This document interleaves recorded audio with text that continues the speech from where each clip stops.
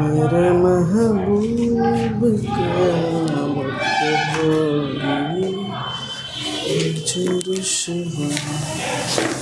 तो हेलो दोस्तों, शिवम क्लासेस धनबाद में आपका स्वागत है। तो आशा करते हैं आप लोग अच्छे होंगे, स्वस्थ होंगे और मस्त होंगे। तो आज जो है हमारा 5वां क्लास है। जैसा कि आप लोगों को पता है कि ये रुक्मणी साइंस जो 9500 MCQ है उसका 5वां दिन होने वाला है। तो जो भी नए हैं इसका हम लोग डिटेल सॉल्यूशन कर रहे हैं, जो कि LP और टेक्नीशियन के लिए बहुत ही ज़बरदस्त सेशन है। क्योंकि जो कोई भी LP और टेक्नीशियन की तैयारी करे तो ये सेशन करना उनके लिए बहुत ही इंपॉर्टेंट है। क्योंकि जैसा कि पता 40 नंबर का साइंस है, बहुत ही वेटेज है। तो इसका शानदार डिस्कशन कर रहे हैं, क्वेश्चंस का एनालिसिस बहुत अच्छे ढंग से करें ताकि आपको बहुत सारी चीज़ जो भी नहीं पढ़े होंगे वो भी रिकॉल हो जा रही है। ठीक है, इसका डिस्कशन में हम लोग आज का 5वां सीरीज है। और जो कोई नए कैंडिडेट इस वीडियो को देख रहे होंगे वो सबसे पहले मेरा 4 लेक्चर है उसको देख ले, उसके बाद चीज़ें ज़्यादा समझ में आएंगी। और हाँ, आज बता दे रहा हूँ भाई, आज का जो क्लास का क्वेश्चन है ना खतरनाक है। नॉर्मल क्वेश्चन आज के क्लास का नहीं आपको देखने को मिलेगी। ठीक है, थोड़ा आज का क्लास चलो हम लोग स्टार्ट करते हैं और बहुत ही मज़ा आने वाला है, शानदार क्लास होने वाला है। पिछला क्लास बहुत ही अच्छा गया था और अच्छा रिस्पांस आप लोगों का मिल रहा है। और देखो, जितने लोग भी देख रहे हैं, मैं इस बात की गारंटी लेता हूँ, जितने लोग हमारा ये क्लास देख रहे हैं उनका साइंस ना बहुत तगड़ा होने वाला बाकी लोगों के कंपेयर में। क्योंकि मैं जो चीज़ करवाऊँगा आपको बहुत कम ही जगह पर मिलेगा ये चीज़। ठीक है, और चलो हम लोग क्लास को स्टार्ट करते हैं। सेशन को शेयर आप लोग जरूर करना। तो पहला क्वेश्चन आज का अब देखो क्वेश्चन का लेवल धीरे धीरे हाई हो रहा है। पहले इजी क्वेश्चन था, अब जो यहाँ से एनालिसिस है ना, तुमको लगेगा कि क्वेश्चन में है दम। तो देखो यही क्वेश्चन आज आप लोगों को पता चलने वाला कैसा लेवल है। ठीक है, LP टेक्नीशियन में प्रीवियस ईयर क्वेश्चन। चलो पहला क्वेश्चन आपको स्क्रीन पे दिख रहा होगा। फैराडे पर मीटर की इकाई क्या है? फैराडे पर मीटर की इकाई क्या है? ठीक है, फैराडे पर मीटर की इकाई क्या है? इसमें 4 ऑप्शन आपको दिख रहा है। विद्युतशीलता, वाट पर स्टेरेडियन हो गया, पारगम्यता हो गया, या विद्युत चालकता हो गया। तो सबसे पहले इस चीज़ों को बताने से पहले मैं कुछ चीज़ें लिख रखा हूँ आपके लिए ताकि आप लोगों का टाइम कंज्यूम ना हो। देखो कुछ चीज़ें मैं समझाऊंगा, उसके बाद आपको समझ में आएगा। क्या बोला? फैराडे पर मीटर की SI यूनिट। तो कुछ चीज़ें समझो। यहाँ पे मैंने लिख रखा है, यहाँ पे मैग्नेटिक से है। देखो विद्युतशीलता, जिसको क्या बोलते हैं? Electric permittivity. इलेक्ट्रिक परमिटिविटी का SI यूनिट क्या होता है? फैराडे पर मीटर। ये आपको ध्यान में देना है। ठीक है, तो ये ऑप्शन नंबर हमारा कौन सा हो जाएगा? ऑप्शन नंबर किसमें? फैराडे पर मीटर किसकी इकाई है? विद्युतशीलता है ना। तो विद्युतशीलता को क्या बोलते हैं? इलेक्ट्रिक परमिटिबिलिटी। किसमें है आपका? इंग्लिश में बोलते हैं इलेक्ट्रिक परमिटिविटी, विद्युतशीलता बोलते हैं। तो विद्युतशीलता किसमें? ऑप्शन नंबर ए। तो इसका राइट आंसर होगा।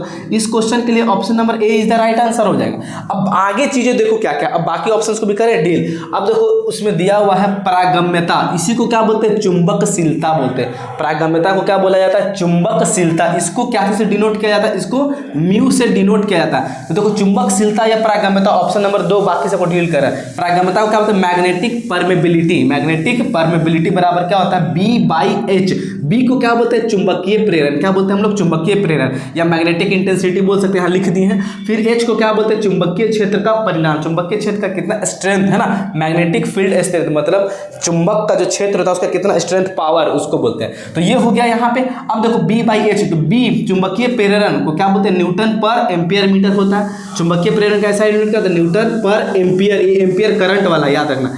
A बराबर क्या होगा? एम्पियर। इसका क्या ऐसा यूनिट होता है? Ampere per metre. ठीक है, न्यूटन पर एम्पियर मीटर। और चुंबकीय क्षेत्र का परिणाम जिसको H बोलते हैं, इसका क्या होता है? एम्पियर पर मीटर होता है। अब देखो क्या होगा यहाँ पे। अब देखो यहाँ पे ये मीटर से ये मीटर जब कट जाएगा तो ये नीचे आ जाएगा ए नीचे आएगा तो 2 हो जाएगा। तो यहाँ पे क्या होगा?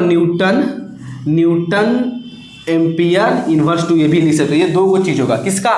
चुंबकीय शीलता या पारगम्यता का ऐसा यूनिट ये भी होगा। ठीक है, अब बात करते हैं इसका ऐसा यूनिट और क्या है। इसका ऐसा यूनिट एक और क्या बोलते हैं? इसको हम लोग हेनरी पर मीटर भी बोलते हैं। क्या बोलते हैं? हेनरी पर मीटर भी आप लोग बोलते हैं। ये ध्यान देना आपको। H/M और HM है इनवर्स, ऐसे लिख सकते हैं। तो ये 2 चीज आपको समझ में आया। ठीक है, पारगम्यता का समझ में आया। अब बात करते हैं आगे ऑप्शन को डील करते हैं इसी का। वाट पर स्टेरेडियन हम लोग पढ़े थे ना। देखो तो क्या लिखा? वाट पर स्टेरेडियन। वाट पर स्टेरेडियन किसका ऐसा यूनिट था? बोलो आप लोग कमेंट बॉक्स में बताना। वाट पर स्टेरेडियन क्या था? रेडियन इंटेंसिटी का था। किसका था? वाट पर रेडियन। किसको? रेडियन इंटेंसिटी बराबर रेडियन इंटेंसिटी। रेडियन इंटेंसिटी को क्या बोलते हैं? तो विकिरण तीव्रता लिखा हुआ है ना, वही होता है। उसको क्या बोलते हैं हम लोग? विकिरण तीव्रता। रेडियन मतलब विकिरण तीव्रता का ऐसा यूनिट क्या होता है? वाट पर स्टेरेडियन, या इसको ऐसे लिखते हैं W/m। एस लिखते हैं, ठीक है। ये चीज़ भी आपको ध्यान देना है, आगे क्वेश्चन आएगा आपको, ये समझा दे रहा हूँ आपको, ठीक है ना। फिर बात करते हैं विद्युत चालकता, तो विद्युत चालकता को भी देख ले क्या, तो विद्युत चालकता देखो यहाँ पे लिख रहे हैं, है ना, विद्युत चालकता। विद्युत चालकता मतलब इलेक्ट्रिक कंडक्टिविटी मतलब कितना इलेक्ट्रिक फ्लो हो रहा है। तो इलेक्ट्रिक कंडक्टिविटी को जी से डिनोट करते हैं, जी बराबर क्या होता है 1/r, क्या बोलते हैं इसको, जी बराबर, दिख नहीं रहा होगा, सॉरी जी है, अब देखो इसी को यहाँ पे कर रहे हैं, जी से डिनोट करते हैं, जी बराबर क्या होता है 1/r। अब 1 क्या रेजिस्टेंस कैसा यूनिट क्या होता है, ओम होता है, इसको क्या लिखते हैं ओम इनवर्स, है ना। अब इसी को क्या बोलते हैं, सीमेन बोलते हैं, क्या बोलते हैं, सीमेन बोलते हैं, या इसको क्या बोलते हैं, मोहो बोलते हैं, क्या बोलते हैं, मोहो बोलते हैं। तो इलेक्ट्रिक कंडक्टिविटी का भी ऐसा यूनिट देख लिए, ये भी देख लिए। तो हमारा इस क्वेश्चन के लिए आंसर क्या है, फैराडे पर मीटर। इसको किसका है, विद्युतशीलता, है ना, विद्युतशीलता। Option number A is the right answer. बाकी सारा हम तीनों ऑप्शन को डील कर दिए, ठीक है, इसको नोट डाउन करना है, ठीक है। अब देखो आगे का क्वेश्चन कैसे बनेगा। अब आगे वाला क्वेश्चन आपको दिख रहा होगा, क्वेश्चन नंबर 72 दिख रहा होगा, हेनरी पर मीटर, इतना एनालिसिस किया। अब देखो फायदा, हेनरी पर मीटर अभी ना पढ़े, हेनरी पर मीटर कहाँ है, हेनरी पर मीटर किसका ऐसा यूनिट है भाई, चुंबकशीलता या प्रागम्यता। अगर चुंबकशीलता नहीं दिया हुआ है तो प्रागम्यता दिया हुआ रहेगा, लेकिन चुंबकशीलता देना चाहिए, है ना। मैग्नेटिक परमिलेबिलिटी, चुंबकशीलता या प्रागम्यता, तो किसका, तो हेनरी पर मीटर किसका है, प्रागम्यता का। तो ऑप्शन नंबर प्रागम्यता किस में लिखा हुआ, ऑप्शन नंबर डी में। तो 72 का क्या हो जाएगा, 72 का option number D is the right answer. इससे पहले वाला क्वेश्चन का क्या आंसर था आपका, ऑप्शन नंबर ए था, ठीक है। तो ये समझ में आ गया आप लोग का। तो हेनरी पर मीटर किसका ऐसा यूनिट होता है, मैग्नेटिक परमेबिलिटी, प्रागम्यता का होता है।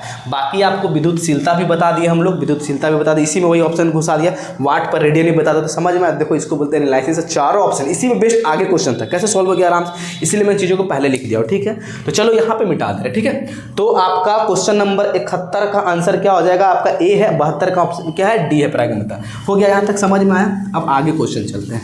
अब आगे एक न्यूमेरिकल है, देखो कितना खतरनाक न्यूमेरिकल है ना। न्यूमेरिकल से भागने वाले, हमसे पढ़ लोगे न्यूमेरिकल तो भागोगे नहीं, न्यूमेरिकल से ना प्यार हो जाएगा, ठीक है। न्यूमेरिकल से प्यार करना अच्छी बात है ना। अब देखो क्वेश्चन नंबर, उस पंप की दक्षता ज्ञात करें। एक पंप है, मोटर पंप होगा, ठीक है, जिसकी दक्षता ज्ञात करें, जिसका रेटेड है, मान लेते हैं ये कोई पंप है, ठीक है।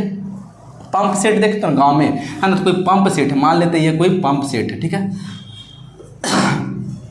ये पंप सेट, इसमें लिखा हुआ है, इसका पावर दिया हुआ है, इसका पावर आपको कितना दिया हुआ है, 400 वाट। कितना दिया हुआ है आपका, रेटेड है, देखते हो फ्रिज रूज में पावर लिखा 400 वाट पे काम कर रही है। ये पावर इसका दिया हुआ 400 वाट आपका दिया हुआ है, जो 10 मिनट में 500 kg पानी को 10 मिनट में 500 kg पानी को 30 मीटर तक ऊपर चढ़ा सकता है। ये पंप है, 30 मीटर ऊपर तक पानी को चढ़ा सकता है ना। और ग्रेविटी एक्सेलरेशन दिया हुआ जी 10 मीटर पर सेकंड इसका। तो सबसे पहले लिख लो क्या क्या आपको दिया हुआ है, यहाँ पे आपको इसमें पावर दिया हुआ है, पावर कितना दिया हुआ है, 400 वाट दिया हुआ है, ठीक है। पावर दिया हुआ 400 वाट है, टाइम दिया हुआ है, टाइम बराबर आपका टी है ना, टी टाइम बराबर क्या दिया हुआ, 10 मिनट।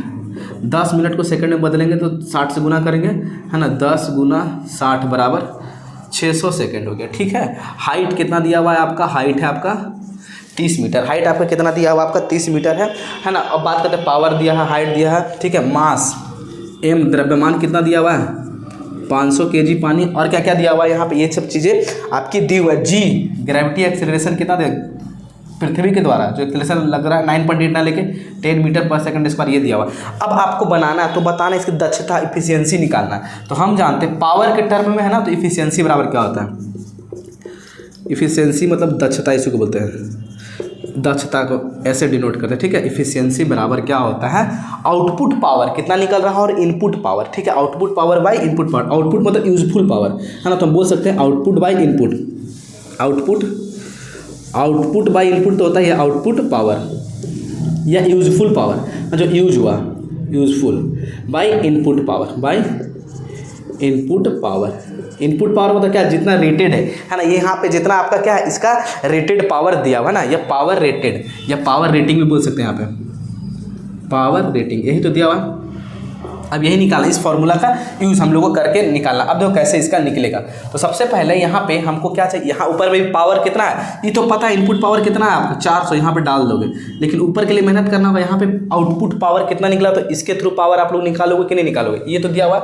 आउटपुट पावर हम लोग कैसे निकालेंगे, तो हम जानते हैं P बराबर क्या होता है W/T। P बराबर क्या होता है W/T। तो आपको W तो वर्क तो पता ही नहीं है, टाइम पता लेकिन वर्क तो पता नहीं ना है। तो W बराबर क्या होता है force into displacement. Force into क्या होता है डिस्प्लेसमेंट होता है, ठीक है। अब देखो यहाँ पे W बराबर फोर्स इंटू डिस्प्लेसमेंट। फोर्स आपका कितना दिया हुआ है, फोर्स यहाँ पे दिया हुआ है क्या, नहीं दिया हुआ। अब देखो यहाँ बाई टाइम, देखो कैसे बनेगा। फोर्स के जगह F बराबर क्या होता है mass into acceleration by S by time. F बराबर क्या होता है मास इंटू एक्सेलरेशन, कर सकते हैं। अब देखो यहाँ पे निकल जाएगा, ठीक है।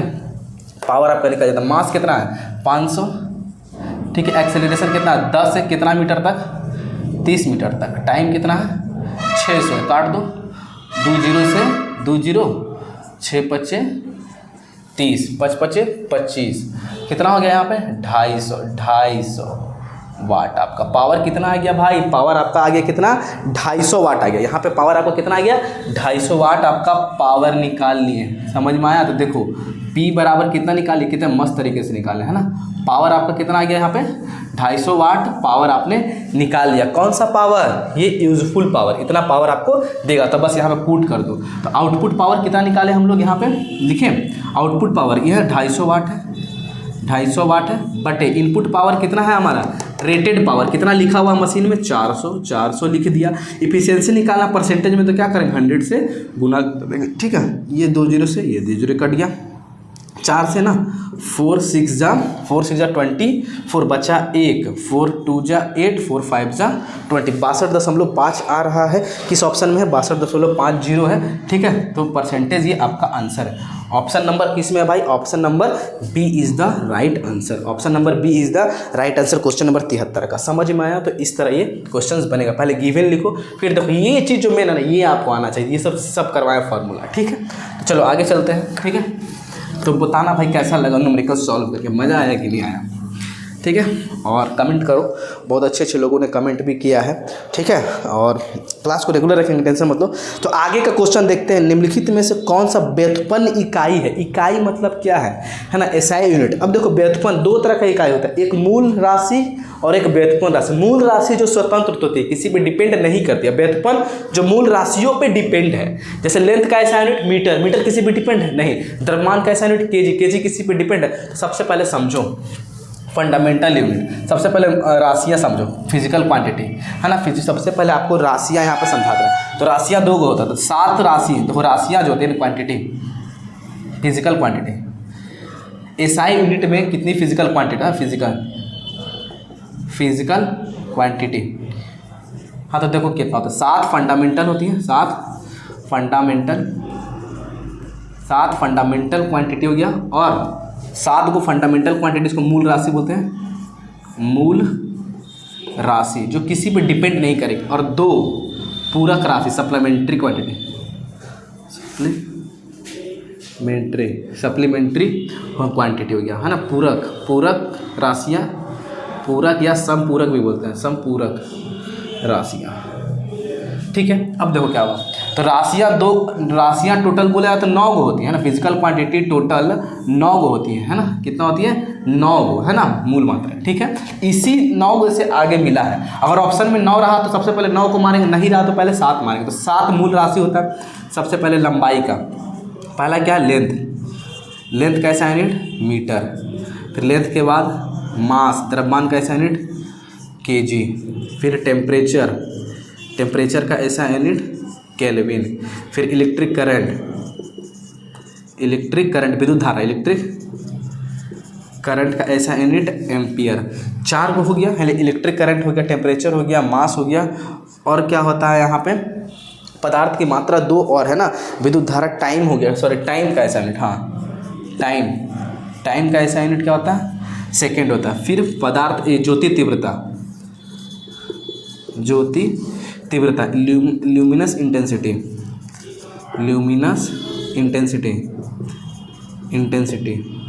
SITY, इसको क्या बोलते हैं ज्योति तीव्रता, ज्योति तीव्रता। ज्योति तीव्रता का ऐसा यूनिट क्या होता है? ज्योति तीव्रता का ऐसा यूनिट कैंडेला, ठीक है, CD से डिनोट करते हैं, ठीक है।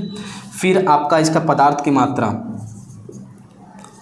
पदार्थ की मात्रा, क्वांटिटी ऑफ सब्सटेंस, है ना, क्वांटिटी ऑफ मैटर, मैटर बोल सकते हैं। इसका क्या होगा? मोल होता है। क्या होता है? मोल, या M से भी डिनोट इसको करते हैं। 7 मूल मात्रा, पहला, दूसरा, तीसरा, चौथा, पाँचवा, छठा, सातवां। थोड़ा सा इसमें इंक डाल लेते हैं, है ना। तो 7 को मूल मात्रा का आपका यहाँ पर ल्यूमिनस इंटेंसिटी का ऐसा यूनिट कैंडेला होता है। देखो हम हिंदी इंग्लिश दोनों में बोलने जा रहे हैं। एक है कृष्णा ठाकुर जी हैं, वो बोल रहे थे कि सर इसको इंग्लिश में रखिए। देखिए पॉसिबल है क्योंकि बुक ही आपका हिंदी में है, और जब तक मेरे पास डिजिटल बोर्ड नहीं आएगा हम तब तक नहीं कर पाएंगे, क्योंकि डिजिटल बोर्ड में आसान चीज़ होती है। और बहुत लोग बोलते हैं लंबा क्लास, देखो लंबा क्लास रखने के लिए इसमें स्लाइड बनाना बहुत टाइम लगता है। ये 40 मिनट 50 मिनट का ही हमको 2 से 3 घंटा लगता है, क्योंकि इसमें क्वेश्चन करना पड़ता है, सब कुछ करना पड़ता है। आज देखो ये क्लास आपका लेट हो गया थोड़ा सा, ठीक है, क्योंकि डिस्कशन में भी तो टाइम लगता है ना। ये हो गया 7 फंडामेंटल। अब 2 को सप्लीमेंट्री में, तो 2 सप्लीमेंट्री में एक होता है समतल कोण, एक होता है समतल कोण, हाँ, जिसको क्या बोलते हैं? Plane angle. क्या बोलते हैं? Plane angle. और ये कैसा डायमेंशन है? 2D डायमेंशन है, 2 बीमीय होते हैं ना। और समतल कोण का SI यूनिट, समतल कोण का SI यूनिट, इस सबका क्या है? SI unit. समतल कोण का SI यूनिट क्या होता है? रेडियन होता है। क्या होता है? रेडियन, है ना, RD, ठीक है। क्या होता है आपका? इसका शायद रेडियन ही होता है, ठीक है। RAD शॉर्ट होगा, RAD, ठीक है। फिर दूसरा ठोस कोण, ठोस कोण ये 3D डायमेंशन होता है। कैसा होता है? 3D डायमेंशन होता है। इंग्लिश में क्या बोलते हैं इसको? सॉलिड एंगल, है ना। जैसे गेंद को कट करोगे तो उसके बीच का एंगल आएगा, ठीक है, सॉलिड एंगल। सॉलिड एंगल का SI यूनिट क्या होता है आपका? सॉलिड एंगल का SI यूनिट क्या होता है? स्टेरेडियन, SR से डिनोट करते हैं, ठीक है। ये याद है। तो देखो फिजिकल क्वांटिटी के अंदर मूल राशि कितना हो गया? 7 को, और 2 ये सप्लीमेंट्री। ये जो 7 और 9 दोनों किसी पे डिपेंड नहीं करती, है ना। अब बात करते हैं फिजिकल क्वांटिटी, इसी को बोलते हैं मूल राशि। अब बाकी जो राशियाँ बनती है SI यूनिट, जैसे बल का SI यूनिट हो गया, वेग का SI यूनिट हो गया, तो वो सब इसी को मिला करके बना। जैसे वेग, जैसे मान लेते हैं वेग का SI यूनिट क्या होता है? मीटर पर सेकंड। तो वेग देखो मीटर क्या है? इससे लिया गया लेंथ और टाइम को मिला करके, इनसे ही मिल करके ना बना है वेग का SI यूनिट। इस तरह का जो राशि है इसको व्युत्पन्न राशि बोलते हैं। क्या बोलते हैं? व्युत्पन्न राशि बोलते हैं ना। डिराइव्ड क्वांटिटी क्या बोलते हैं? डिराइव्ड क्वांटिटी बोलते हैं। तो इसी में पूछा है कि इनमें से कौन एक व्युत्पन्न इकाई नहीं है? व्युत्पन्न इकाई नहीं है। तो देखो पदार्थ की मात्रा, ऑप्शन नंबर C दिख रहा है। पदार्थ की मात्रा क्या है? अभी ना पढ़े, ऑप्शन नंबर C, मोल। ऑप्शन नंबर C, पदार्थ की मात्रा मोल क्या है आपका? मूल राशि है ना, व्युत्पन्न राशि नहीं है। तो option number C is the right answer. छाट लिया ना, तो इस तरह छाट सकते हो। बाकी आपका सब क्या है? बाकी आपका व्युत्पन्न राशि है, ठीक है ना। रेडियन किसका ऐसा यूनिट है आपका? समतल कोण का होगा, ठीक है, याद रखना है ये सब आपको, ठीक है। ल्यूमेन किसका ऐसा यूनिट? याद रखना, लाइट फ्लस्क का SI यूनिट। एक ऑप्शन दिया वो उसको बताते हैं ना। लाइट फ्लस्क या ल्यूमिनस फ्लस्क भी बोलते हैं ना। ज्योति फ्लस्क, लाइट फ्लस्क या ल्यूमिनस फ्लस्क भी बोलो, ल्यूमिनस फ्लस्क, ज्योति फ्लक्स का SI यूनिट क्या होता है? ल्यूमेन, ठीक है। इसको LM से डिनोट करते हैं, ये भी याद रखना है, ठीक है। तो ये सब क्या है आपका? ये सब आपका है मूल राशि नहीं है, ये सब व्युत्पन्न राशि है। तो क्वेश्चन नंबर 74 का आंसर क्या? व्युत्पन्न राशि नहीं है। तो कौन? मोल जो है व्युत्पन्न राशि आपका नहीं है। मोल क्या है आपका? मूल राशि है। तो option number C is the right answer, ठीक है। तो चले आगे, याद रखें इसको। हो गया सब, लिख लिए।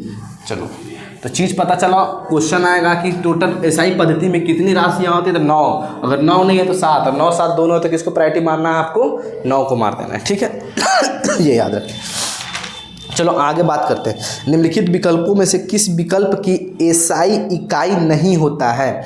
इनमें से किसका SI यूनिट नहीं होता है?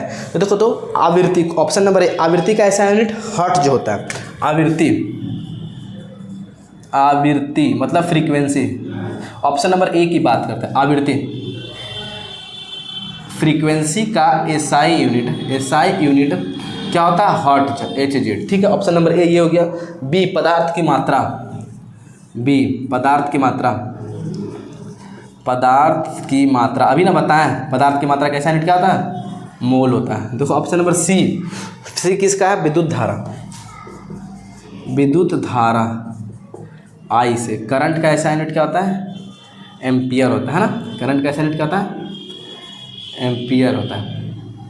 ठीक है, उसके बाद ऑप्शन नंबर डी देखो, डी क्या है, पदार्थ प्रकाश की तीव्रता, ज्योति तीव्रता है ना। प्रकाश की ज्योति तीव्रता का ऐसा यूनिट क्या होता है, कैंडेला होता है। प्रकाश की तीव्रता, ज्योति तीव्रता का ऐसा यूनिट कैंडेला होता है। ठीक है, अब बात करते हैं यहाँ पे किसका ऐसा यूनिट है। तो हर्ट जो है ना, फ्रीक्वेंसी के बारे में बोला था। ये फ्रीक्वेंसी होता है ना, आवृत्ति एफ बराबर क्या होता है, 1/t। ये टाइम का क्या होता है, व्युत्पन्न होता है। टाइम का क्या है आपका, व्युत्पन्न होता है। ये टाइम का उल्टा होता है, इसीलिए इसको व्युत्पन्न राशि में लिया जाता है। इसीलिए इसको क्या है, व्युत्पन्न राशि में लिया जाता है, एसआई यूनिट में कंसीडर नहीं किया जाता है। तो आपको ध्यान रखना है। ठीक है, ये टाइम का व्युत्पन्न होता है, कौन, आवृत्ति है ना, उल्टा होता है। क्या होगा, उल्टा होता है, सेकंड इनवर्स होता है। ठीक है, याद रखना है ना। तो एक सेकंड में दोलनों की संख्या को क्या बोलते हैं, आवृत्ति, जो कि टाइम का उल्टा होता है, जो कि व्युत्पन्न में आ गया। किस में आ गया, व्युत्पन्न राशि में आ गया, इसीलिए इसको एसआई में कंसीडर नहीं करते हम लोग। ठीक है, बाकी आपका है। ठीक है, अब देखो बात करते हैं आगे वाला क्वेश्चन नंबर 76। ठीक है, तो इसका option number A is the right answer हो जाएगा। ठीक है, हाँ, ए इज द राइट आंसर। आगे का क्वेश्चन देखना है आप लोगों को। आगे का क्वेश्चन क्या है, एसआई पद्धति में गुणज है। क्वेश्चन नंबर 76, एसआई पद्धति में देखो ये चीज़ आपको डाटा हम लोग 4-5 को बताए थे। तो देखो यहाँ पे एटो क्या है आपका दिया हुआ, 4-5 को याद है, शुरू वाला क्लास में बताए थे। तो एटो बराबर 10⁻⁻18 और एक्सा होता है 10⁻+18। तो क्या पूछा, एटो पूछा है ना। तो एटो आपका क्या हो जाएगा, option number A is the right answer. आपको कमेंट बॉक्स में हेक्टो बताना है, गीगा बताना है, नैनो बताना है, डेका बताना है, किलो बताना है, मिली बड़ी, सब लिख के दिखाओ। तो ठीक है, शुरू वाला क्लास में ही बना हुआ है। ठीक है, तो बार बार रिपीट करने से क्लास लंबा हो जाएगा। ठीक है, तो ये दिखाना है आपको। ठीक है, तो इसका आंसर क्या होगा, एटो का 10⁻⁻18 होगा, तो एटो। ठीक है, और एक्सा 10⁻+18। बात करते हैं आगे का क्लास हम लोग का। देखो क्या है, वाष्प का तरल में परिवर्तित कौन सी क्रिया है। वाष्प का तरल में परिवर्तन होना कौन सी भौतिक प्रक्रिया। देखो फिजिकल चेंज 3 तरह का होता है। देखो यहाँ पे एक चीज़ हम लोग लिख देंगे, फिजिकल, लिक्विड, सॉलिड, गैस होता है ना। लिक्विड, सॉलिड और एक गैस। देखो यहाँ पे समझो, बहुत ही अच्छा है ना। क्या बोल रहा है क्वेश्चन, इस सॉलिड, ये लिक्विड मतलब क्या होता है, द्रव। लिक्विड मतलब द्रव। ठीक है, गैस मतलब गैस ही होता है, हवा हो गया, है ना। सॉलिड मतलब मान लो ये द्रव में क्या, पानी लिया, ये क्या लिया, लिक्विड के कंडीशन में पानी, सॉलिड में क्या ले लिया, बर्फ। पानी के 3 अवस्था होते हैं ना, सॉलिड में बर्फ ले लिया, गैस में क्या लिया, वेपर, वाष्प। ठीक है, अब देखो सॉलिड से लिक्विड में बदलना, सॉलिड से लिक्विड में बदलना। सॉलिड क्या पिघलेगा तभी तो बदलेगा। तो सॉलिड से लिक्विड में बदलना मेल्टिंग बोलते हैं। क्या होता है, मेल्टिंग, गलनांक। ठीक है, सॉलिड से पिघलना, लिक्विड में मेल्टिंग। ठीक है, अब याद रखना, लिक्विड से गैस में कन्वर्ट होता क्या बोलते हैं, वेपराइजेशन है ना, जिसको बॉइलिंग पॉइंट कहते हैं 100 डिग्री सेल्सियस। ठीक है, फिर गैस से वापस सॉलिड से गर्म के लिक्विड बदल, लिक्विड से खोल के गैस से बदल के, तो वेपराइजेशन, वाष्पीकरण जिसको बोलते हैं। इसको क्या बोलते हैं, वाष्पीकरण। चलो लिखते जाते हैं, वाष्पीकरण। इसको गलनांक बोलते हैं। ठीक है, गलन या मेल्टिंग बोल सकते हो। अब गैस से सीधा सॉलिड, गैस था तो गैस है, वाष्प पे सीधा सॉलिड में कैसे बने, इसको ठंडा करेंगे, गैस को ठंडा करेंगे तो कंडेंसेशन बोलते हैं, कंडेंसेशन है ना। गैस देखते हो, पानी, तालाब का पानी धीरे गैस बन के उड़ता है ऊपर, ठंडा होकर के, है ना, बर्फ बन जाता है, कंडेंसेशन बोलेंगे। क्या बोलेंगे इसको हम लोग, कंडेंसेशन। तो डिपोजिशन बोलते हैं इसको, क्या बोलते हैं, डिपोजिशन बोलते हैं। क्या बोलते हैं हम लोग इसको, डिपोजिशन बोलते हैं। ठीक है, ये याद रखना है।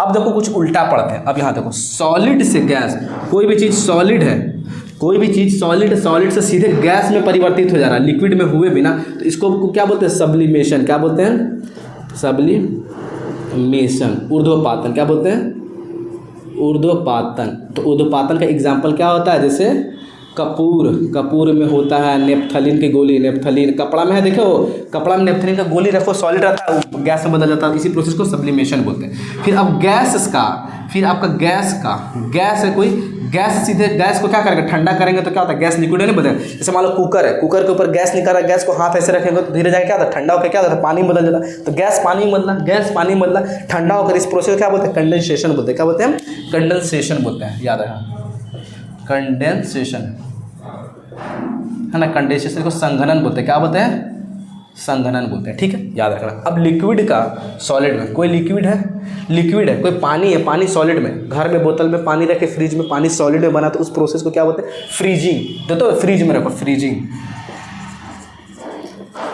इसको क्या बोलते हैं, हिमीकरण, ठीक है। तो ये याद रखना। अब क्वेश्चन को उड़ा दो, कहीं से भी पूछे, कुछ भी पूछे, गर्दा उड़ा दो। वाष्प का तरल में परिवर्तन। वाष्प मतलब गैस का लिक्विड, तो गैस से लिक्विड में कंडेंसेशन, संघनन किस में है भाई, संघनन ऑप्शन नंबर बी, 77 का B is the right answer, ठीक है। वाष्पन, वेपराइजेशन को वाष्पीकरण या वाष्पन भी बोलते हैं, समझ लेना। अवक्षेपण मतलब डिपोजिशन, इसी को बोलते हैं अवक्षेपण।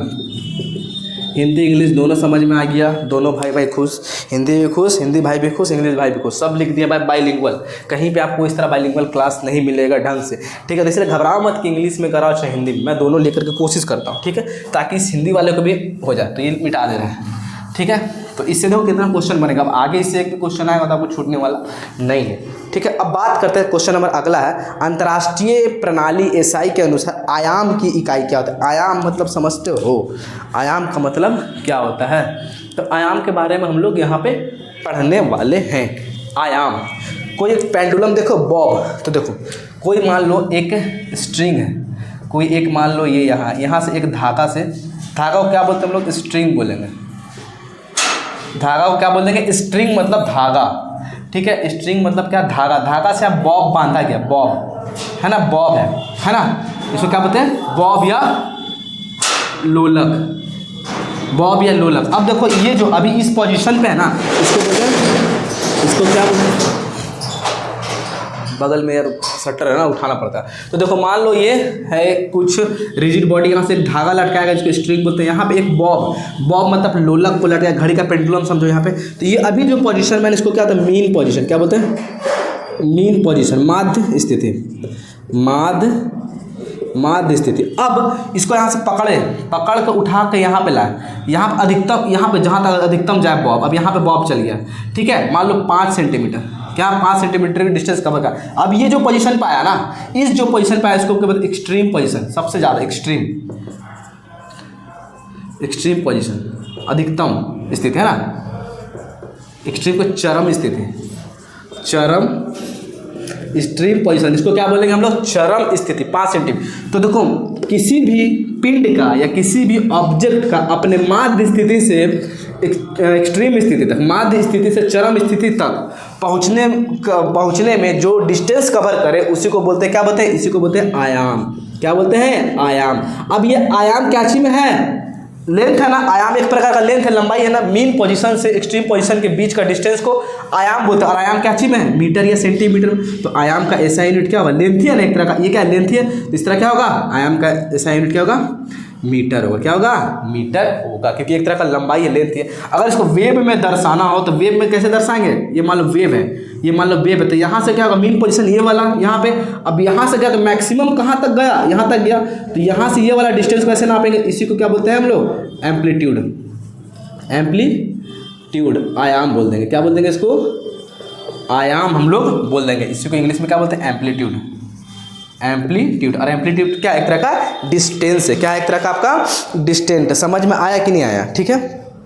तो maximum displacement covered by a body, है ना, देखो क्या बोले इंग्लिश में, maximum displacement covered by a body to mean position to extreme position, mean position from mean position to extreme position, ठीक है। ये आपको ध्यान रखना है। इसका क्या हो जाएगा, तो अंतर्राष्ट्रीय एसआई आयाम की इकाई क्या, तो आयाम एक तरह का लंबाई है, लंबाई का यूनिट मीटर हो जाएगा, ठीक है। ये आपको हो गया होगा।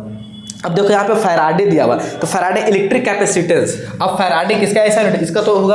अब देखो फैराडे एक दिया हुआ क्वेश्चन है ना, तो अब बात करते हैं फैराडे। तो एक समझो इलेक्ट्रिक कैपेसिटेंस है ना, विद्युत धारिता, विद्युत धारिता एक टर्म होता है विद्युत धारिता। विद्युत धारिता का एसआई यूनिट क्या होता है? फैराडे। क्या होता है? फैराडे। ये आपको ध्यान देना। तो फैराडे किसका ऐसा यूनिट है? विद्युत धारिता का। ये भी देख लिए। हर्ट्ज किसका ऐसा यूनिट है? आवृत्ति का ऐसा यूनिट है। तो इस क्वेश्चन के अकॉर्डिंग इसका ऐसा यूनिट क्या है? आयाम का मीटर होगा। ठीक है, अब इसका आंसर क्या होगा इस क्वेश्चन का? 78 क्वेश्चन का CU is the right answer. बाकी हम ये भी बता दिए विद्युत धारिता फैराडे किसका? विद्युत धारिता का एसआई यूनिट है। ठीक है, चलो आगे हम जो क्वेश्चन को बहुत अच्छे ढंग से डील करें ताकि आप लोगों को दिक्कत ना हो किसी तरह का।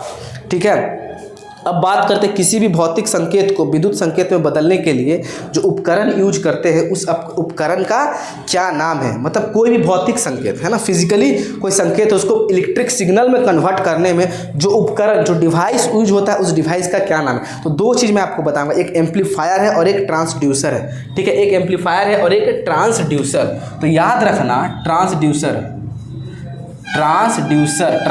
एक तरह का इलेक्ट्रॉनिक डिवाइस है। इलेक्ट्रॉनिक डिवाइस है ना, इलेक्ट्रॉनिक डिवाइस है जो कन्वर्ट करता है, बट वन एनर्जी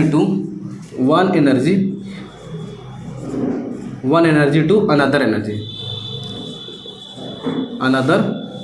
ये क्या करता है? एक एनर्जी को, है ना, ट्रांसड्यूसर का क्या काम है? One energy from another energy, convert one energy from another energy form. मतलब किसी एक ऊर्जा को दूसरे ऊर्जा में, जैसे कि मान लो बल्ब जरा, तो बल्ब क्या करता है? आपको प्रकाश ऊर्जा को, उष्मा ऊर्जा को प्रकाश ऊर्जा में कन्वर्ट कर रहा है। तो इसी तरह ट्रांसड्यूसर का क्या काम है? ट्रांसड्यूसर का क्या काम? इलेक्ट्रॉनिक डिवाइस से कन्वर्ट एक ऊर्जा को दूसरे ऊर्जा में रूपांतरण करता है। तो अब देखो ट्रांसड्यूसर एक तरह का डिवाइस होता है। अब इस डिवाइस में दो एलिमेंट लगे रहते हैं। अब जैसे कैसे? अब इसका काम क्या है? तो देखो मान लो ट्रांसड्यूसर का चार चीज़ बता रहे हैं, जैसे कि मान लो कोई फिजिकल हो गया या नॉन इलेक्ट्रिकल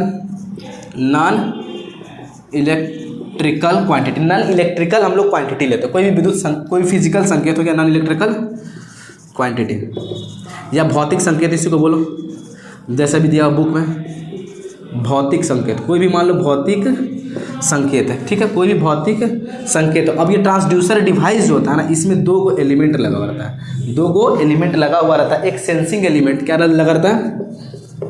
सेंसिंग एलिमेंट। ठीक है, और एक ट्रांसड्यूशन एलिमेंट लगा हुआ रहता है। एक क्या? ट्रांसड्यूशन एलिमेंट। ये दो को डिवाइस किसके अंदर लगा हुआ रहता है? दो को डिवाइस ट्रांसड्यूसर के अंदर लगा रहता है। ठीक है, एक सेंसिंग एलिमेंट जो सेंस करने का काम करता है, ट्रांसड्यूशन जो एनर्जी को कन्वर्ट करता है। क्या करता है? एनर्जी मतलब ऊर्जा का कन्वर्ट करता है, ऊर्जा को कन्वर्ट करता है, ऊर्जा एनर्जी कन्वर्ट। और ये डिवाइस क्या करता है? सेंस करने का काम करता है, सेंस करता है। ये एक तरह का डिवाइस है। देखो क्या हुआ, कोई भौतिक संकेत आप दिए तो इसमें दो डिवाइस लगा हुआ है, किसमें? ट्रांसड्यूसर में, है ना। ट्रांसड्यूसर में तो सेंसिंग एलिमेंट पहले सेंस करेगा, फिर इसमें जो एनर्जी है भौतिक संकेत को कन्वर्ट करेगा किसमें? इलेक्ट्रिकल सिग्नल के फॉर्म में देगा। जैसे अब तुम यहाँ पे क्या क्या दे सकते हो? यहाँ पे ताप दे सकते हो, है ना, हीट दे सकते हो, जैसे कि हीट दे सकते हो, कितना हीट है, कोई बॉडी कितनी हीट है, यहाँ पे टेम्परेचर है, इसको बताएगा रीडिंग करके, किस फॉर्म में? इलेक्ट्रिकल सिग्नल के फॉर्म में। तो वही ना क्वेश्चन पूछा है आपको, कैसा निकला? विद्युत संकेत के फॉर्म में। इलेक्ट्रिकल सिग्नल मतलब विद्युत संकेत। इसको देखो यहाँ लिख दे रहा है ना, विद्युत संकेत। ठीक है, आपको दिख रहा होगा ना विद्युत संकेत, समझ में आ रहा है यहाँ पे? हाँ चलो, दिख रहा है आप लोग को। ठीक है, विद्युत संकेत। देखो ट्रांसड्यूसर क्या? एक तरह का डिवाइस है जो भौतिक संकेत को विद्युत संकेत में दिया। इसमें कितने एलिमेंट लगे रहते हैं? दो एलिमेंट। एक सेंसिंग एलिमेंट जो संकेतों को क्या करेगा? सेंस करेगा, और ये क्या करेगा? संकेत को कन्वर्ट यहाँ पे होगा ट्रांसड्यूसर एलिमेंट में। ठीक है, और बाकी भौतिक संकेत में दे देगा। ठीक है, याद रखना। अब बात करते हैं ट्रांसड्यूसर। ठीक है, ये याद होगी आप लोगों को। इसका यूज कहाँ होता है? ये मशीन के इंजन के अंदर जो लोड होता है, अल्ट्रासोनिक मशीन में यूज कहाँ होता है इसका? यूज अल्ट्रासोनिक मशीन में इसका यूज होता है। ठीक है, मशीन का इंजन, कोई भी गाड़ी के अंदर मशीन है उसका इंजन में इलेक्ट्रिक सिग्नल के फॉर्म में दिखाता तो वो यही दिखाता है। ठीक है, ये याद रखना है। अंटीना के अंदर जो कन्वर्ट, अंटीना है जो है ना, अंटीना के अंदर ये लगा रहता है, तो क्या करता है? इलेक्ट्रोमैग्नेटिक वेव को इलेक्ट्रिक सिग्नल पे कन्वर्ट करता है। तो एंटीना में भी ये यूज होता है। अब बात करते हैं एम्पलीफायर। अब हमारा क्वेश्चन क्या होता है, तो इसके 79 का आंसर क्या होगा, ट्रांसड्यूसर हो जाएगा। क्या हो जाएगा, ट्रांसड्यूसर, जो भौतिक संकेत को इलेक्ट्रिकल संकेत। अब बात करते हैं एम्पलीफायर, मैं तेरा एम्पलीफायर, गाना सुने हो ना, ठीक है। तो एम्पलीफायर का क्या काम है, एम्पलीफायर का काम है, ये भी एक तरह क्या इलेक्ट्रॉनिक डिवाइस, क्या है, इलेक्ट्रॉनिक डिवाइस, इलेक्ट्रॉनिक, ये भी एक तरह का इलेक्ट्रॉनिक डिवाइस। ये यूज़ करता है, ये क्या करता है, कन्वर्ट, है ना, ये क्या करता है आपका ट्रांसड्यूसर, इंक्रीज वोल्टेज, करंट और पावर के सिग्नल्स। ये क्या करता है, टू इंक्रीज, ये भी एक इलेक्ट्रॉनिक एम्पलीफाई करना, बढ़ाना, कम चीज़ों को बढ़ाना। तो क्या कम चीज़, एम्पलीफायर एक इलेक्ट्रॉनिक डिवाइस, ये इंक्रीज करता है सिग्नल्स को, करंट के सिग्नल्स को। तो ये इंक्रीज करंट हो गया, वोल्टेज हो गया, कहीं वोल्टेज डाउन, एम्पलीफायर ट्रांसफार्मर के तरह का होता है, वोल्टेज बढ़ाता है, ये हमेशा बढ़ाता है, करंट, वोल्टेज या एंड पावर, सॉरी यहाँ पे दिख नहीं रहा, current, increase current, voltage and power signals को, पावर सिग्नल्स, मतलब ये इंक्रीज करता है क्या, वोल्टेज, करंट और पावर सिग्नल्स को बढ़ाने का काम करता है, ट्रांसमिट करता है, मतलब एम्पलीफाई करने का काम करता है। और इसका यूज़ कहाँ होता है, वायरलेस कम्युनिकेशन में। कहाँ पे होता है, वायरलेस कम्युनिकेशन में, वायरलेस कम्युनिकेशन।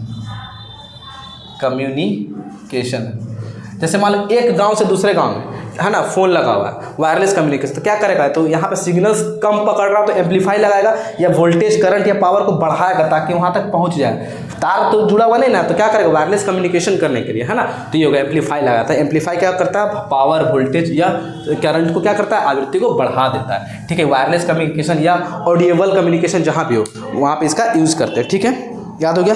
अब लास्ट क्वेश्चन आज का, किसी पदार्थ की मात्रा को मापने के लिए निम्नलिखित में से किसका इकाई यूज़ करते हैं, तो किसका करते हैं भाई, पदार्थ की मात्रा को कैसा है मापने के लिए, मोल। किसको, पदार्थ की मात्रा कैसा यूनिट, मोल होता है। तो इसका ऑप्शन नंबर क्या हो जाएगा, 80 का option number B is the right answer, ठीक है। तो क्लास मज़ा आया आप लोगों को, शानदार क्लास था, नोट्स कर लेना, इसको रिवीजन करना, जो नए हो ना पीछे से आना, तब मज़ा आएगा, ठीक है। चलो क्लास को यहीं तक रखते हैं।